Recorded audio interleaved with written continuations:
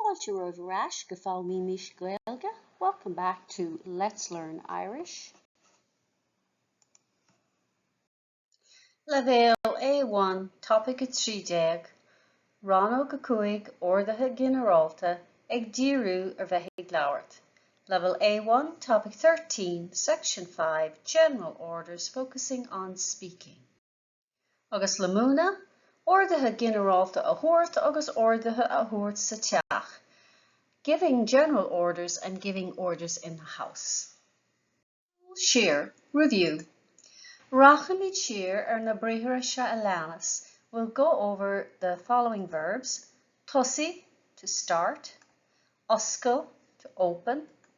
Cir, to put or to plant. Fáil, to get. Stop, to stop. Dún, to close. Fág, to leave. Scríomh, to write. Aber imagíag, repeat after me. Tosaigh, oscail, cir, fáil, stop, dún, fág, scríomh. Dean an rud a iarm a dhéanamh. Do the thing I ask you to do.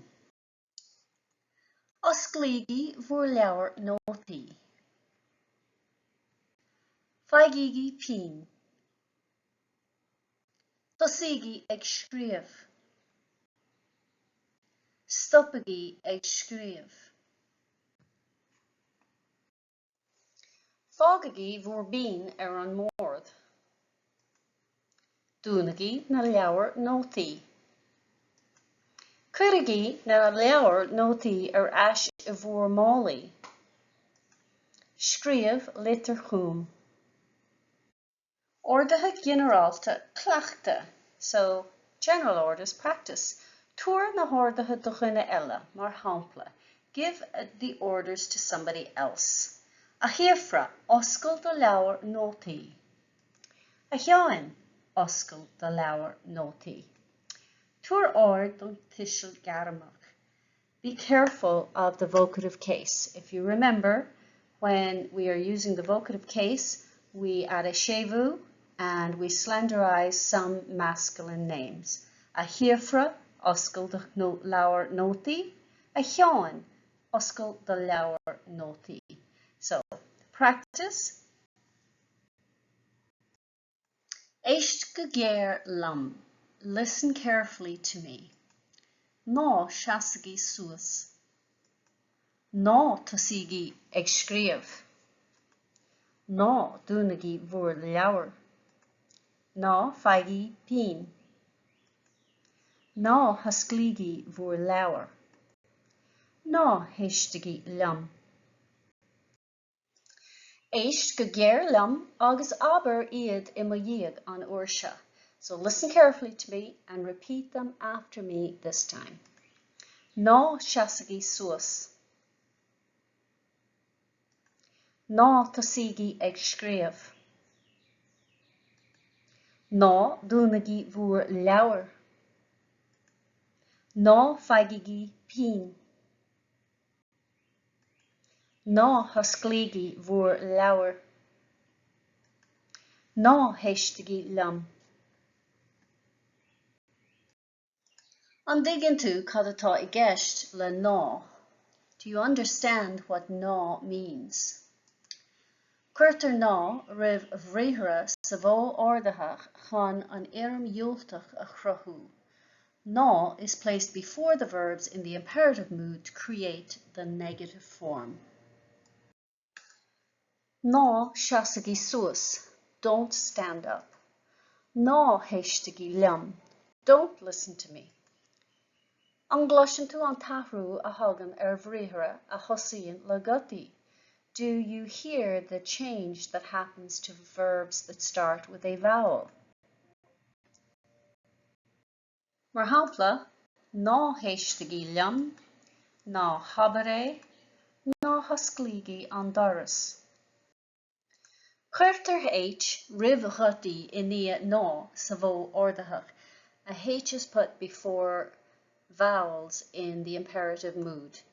Mar hampla, for example, ná hólagaí an bainne, ná héisteagaí liom, ná habaré, ná hasclígaí an doras.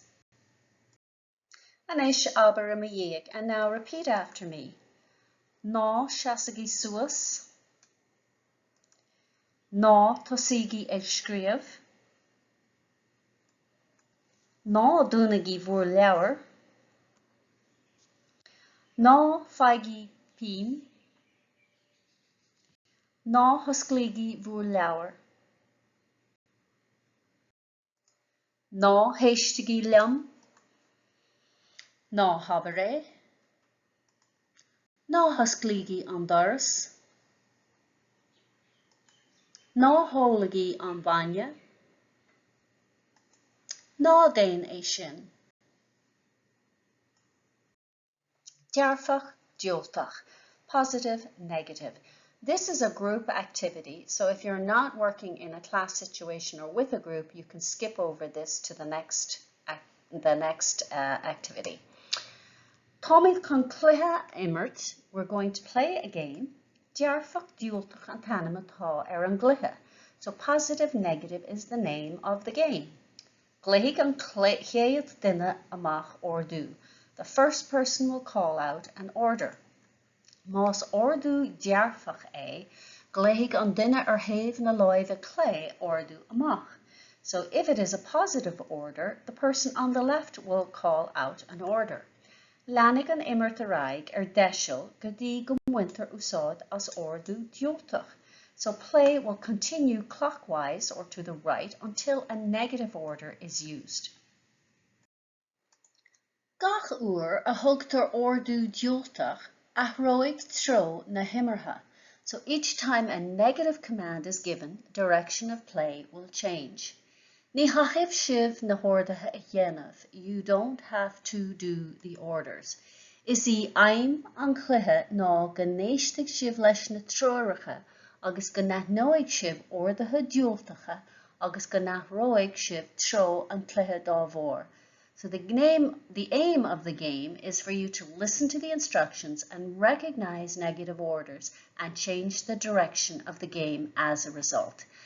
Bíodh piasa sprí a gcuimh leis an gluiche. Have fun with the game. Beag an bhilleog ordatha ginearálta, poiste nó duine fásta uait an chníomhaíoch seo. You'll need a handout, general orders, children, child or adult, for this activity. Poiste nó duine fásta, child or adult. Lé na hórdatha seo a leanas. Read the following orders. An ordatha iad de fástaí nó de dhaoine fásta. Are they orders for children or for grown-ups or adults? Cuir líne faoin bhocail páiste nó duine fásta in aice le gach ceannacha ag brath de thuairim. So put a line underneath child or adult beside each one, depending on your opinion. An sin le amach na hórdatha, do the partner, má tá partner agat, cad a ceapan an duine sin. So, and then read out the orders to your partner, if you have a partner, and see what they think. If not, just do this by yourself. And some of these are subjective. They could go either way. So, poiste nó duine fásta. Taolí tá sé hocht a chlog. Ól de chopán café. Nábí déanach den obair. Nábí dána scoil. Déan an duine inniu le do hull. Ní do lábha ribh ginear. Ná taolí níl sé ach a 10 chlog. Ól de huaráiste le do hull mo chrí. Nábí déanach don obair. Nábí dána scoil. Ich do glasrí le do hull. Ní do lábha ribh ginear.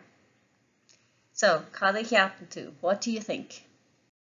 Agus anis na freagraí. Again, these are not set in stone. Opinions may differ. Taolí tá sé hocht a chlog. Páiste is dócha. Óldach upon cafe, dina fásta. Ná bí déanach den obair. Don't be late for work, dina fásta. Ná bí dána scoil. Don't be bold at school or naughty. Páiste. Déan an dinéir inniu le a hull. Make the dinner today, please, dina fásta. Lí the láva rivien air. Wash your hands before dinner. Páiste is tócha. Ná té lí níl sé acadé a clog, dina fásta. All the huaráiste le a hull, machré. Páiste is tócha. Ná bí déanach don obair, dina fásta. Ná bí dána scoil, páiste. The chlasrí le a hull, páiste. Lí the láva riv ienéir, páiste is tócha. And round the Tuaramí Ceanna agad, did you have the same opinions or did you differ? Úsáidtear an mó orduithe chun chomhairle a chur ar dhaoine. So the imperative mood is used to give people advice. Mar hampla, dá méha ag labhairt le duine atá ag fólam teanga deartha. So for example, if you were speaking to somebody who's learning a language, one would say, Té go dtí na rangana ar fad, go to all the classes. Éist leis an múntóir, listen to the teacher. Úsáid an teanga, las muid den rang. Use the language outside of class, las muid den rang, outside of class. Déan an obair, do the work. Ceannig leabhar, SRL, etc. So buy books, and so on. SRL, agus aráile.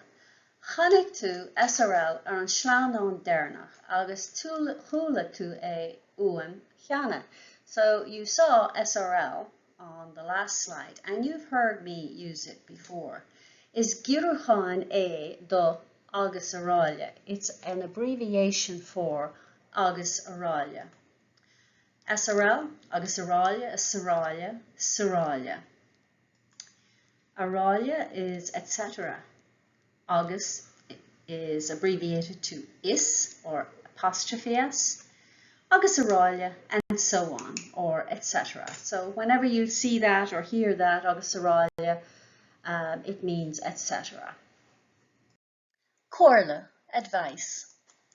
Cén comhairle a chuireadh tú ar dhuine atá ag tosú amach ag fólam na Gaeilge? What advice would you give to someone who's starting out learning Irish? Déan ransú internet ar ragra na ceiste. Brainstorm the answer to the question. Roind the Tuaramí linn sna rátaíos híos. Share your thoughts with us in the comments below. Beg an bhilio Orduithe ginearálta comhairle uait don gníomhaíocht seo. You'll need the handout advice for this activity. Úsáidtear an mó orduithe chun comhairle a chur ar dhaoine chomh.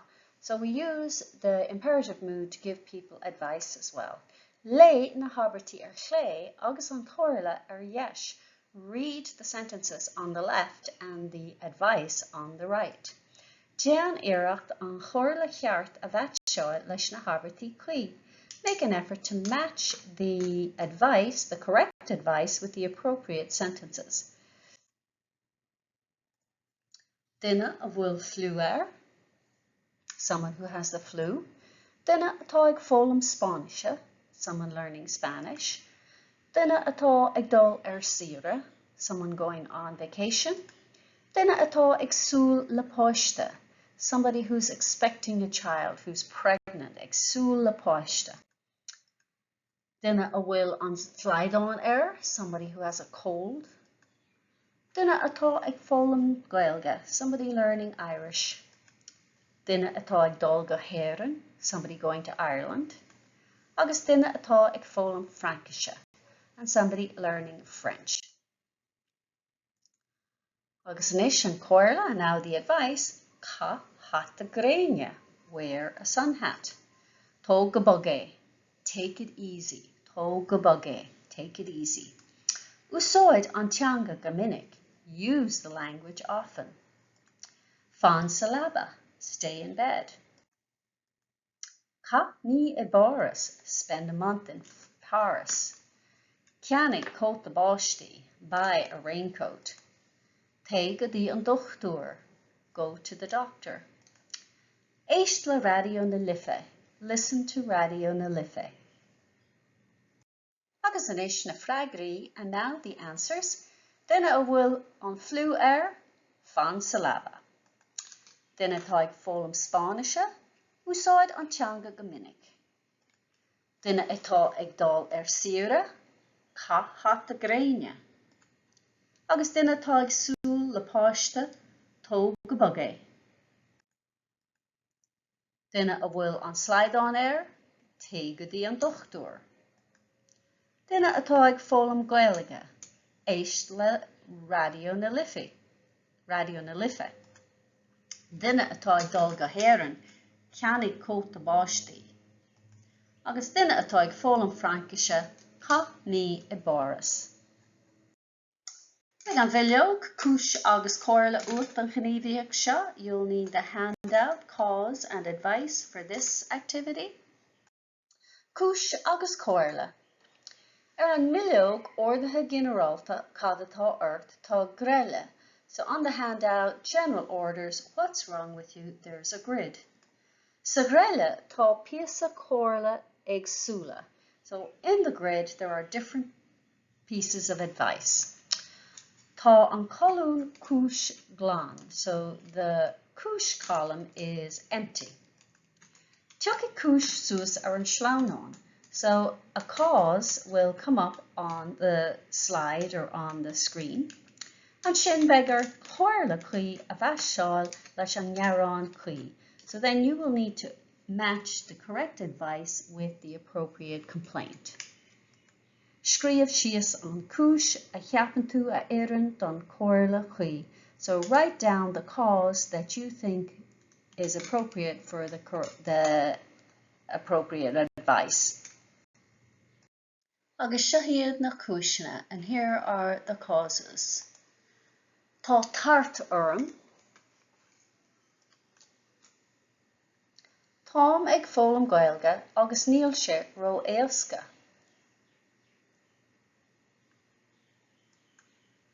Tá ocras orm.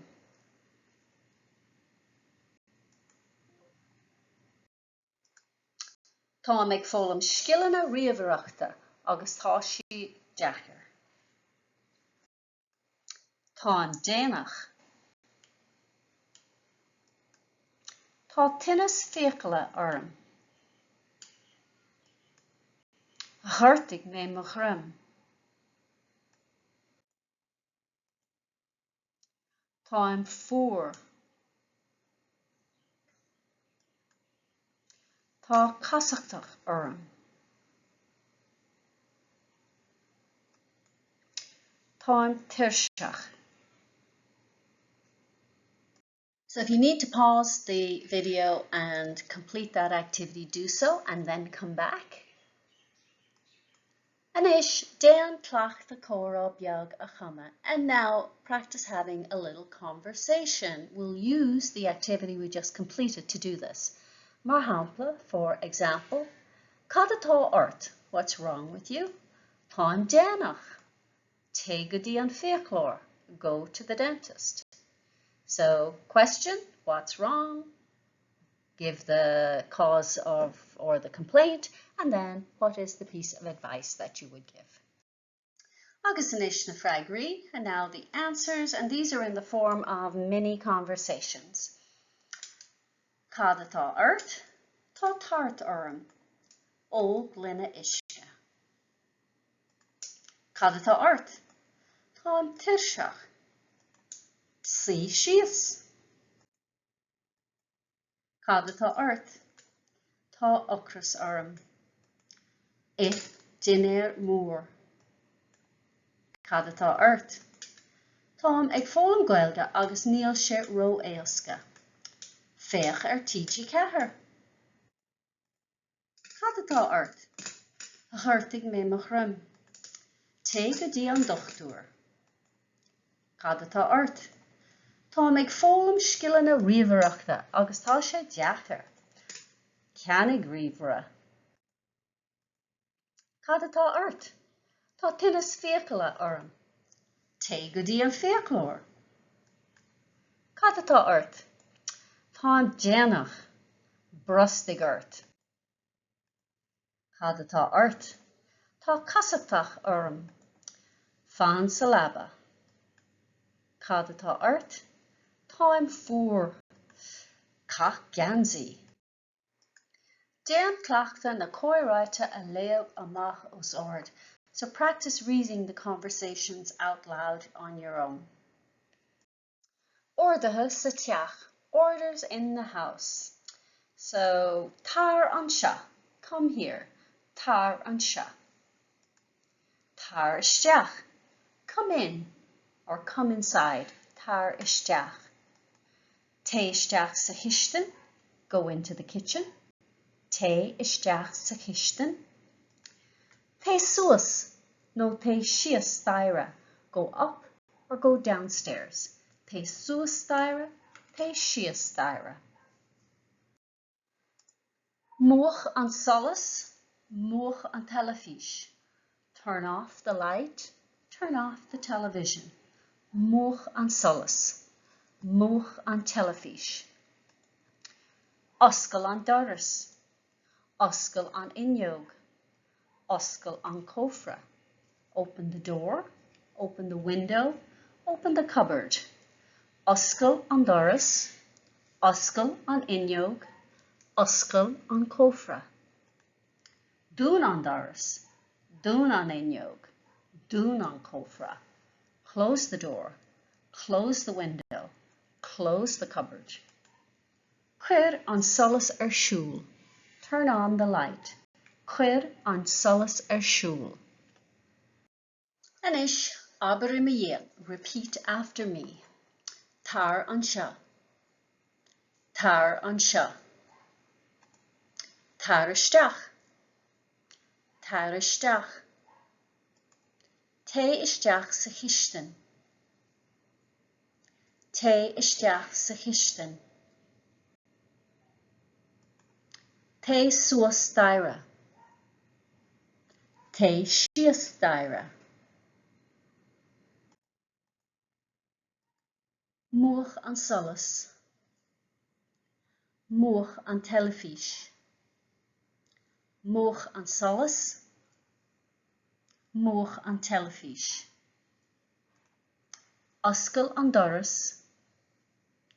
Oscail an inneog. Oscail an cofra. Dún an doras.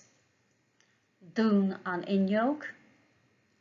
Dún an cofra. Cuir an solas siúl.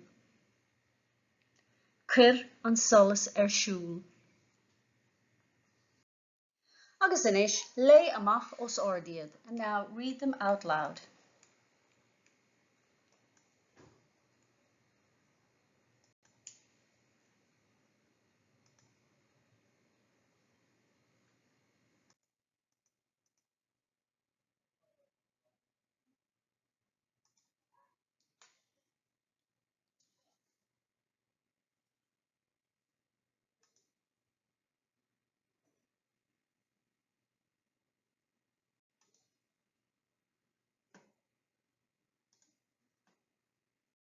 Beag an bhuileog Orduithe ginearálta sa teach uat an gníomhaíoch seo. You'll need the handout in the house for this activity. Sa teach, in the house. Lay amach na faibanna seo a leanas agus beag ort ordú I rúnach a thuairt dúin chun a réiteach. So read out the following problems and you will need to give us a suitable order to solve it. Scríb sias na Orduithe a dúrthá sna spás na cuí. Write down the orders you would give in the appropriate spaces. Mar hampla, tá an telefish siúl, moch an telefish. For example, the television's on, turn off the television. Agus sehiad na faibanna, and here are the problems. Tá an telefish siúl, tá an doras oscailt, níl mé sa histin, I'm not in the kitchen. Tá mé híostaire. Níl an telefís siúl. Tá mé hústaire. Níl an doras oscailt. Tá an solas siúl. If you need to pause the video to complete it, do so and then come back and check your answers. Tá an telefís siúl. Much an telefís. Tá an doras oscailt. Dún an doras. Níl mé sa chiiste. Téisteach sa chiiste. Tá mé híostaire. Té suasstaire. Níl an telefís siúl. Cuir an telefís siúl. Tá mé hústaire. Té síostaire. Níl an doras oscailt. Oscail an doras. Tá an solas siúl. Much an solas. Agus sin deire le Rannóg a cuaig, Orduithe ginearálta, le múna, Orduithe ginearálta a thabhairt agus Orduithe a thabhairt sa teach. So that's the end of section 5, general orders, giving general orders and giving orders in the house. Tá na nótaí agus bilóga oibre le fáil in éineacht le cóid fuaimne agus nasca na cuisle, suíomh lúscartaí. The lecture notes and worksheets to accompany the course, along with the MP3 files and Quizlet links, this is a flashcard website, are available. The original files are available to download at Theastas Eorpach na Gaeilge, teg.ie, or edited versions can be found at my website, simplyjacintha.com. Direct link is in the description box below. Míle buíochas do Theastas Eorpach na Gaeilge as cead a thabhairt dom úsáid a bhaint as na háiseanna closamhairc atá le fáil a suíomh. Many thanks to Theastas Eorpach na Gaeilge for their information to use, the learning materials and resources that are available on their website. Tásúlgam gur bhain sibh tanna bhas. I hope you enjoyed it and got some use out of it. If you did, like and subscribe and share with your friends who may be interested in learning Irish.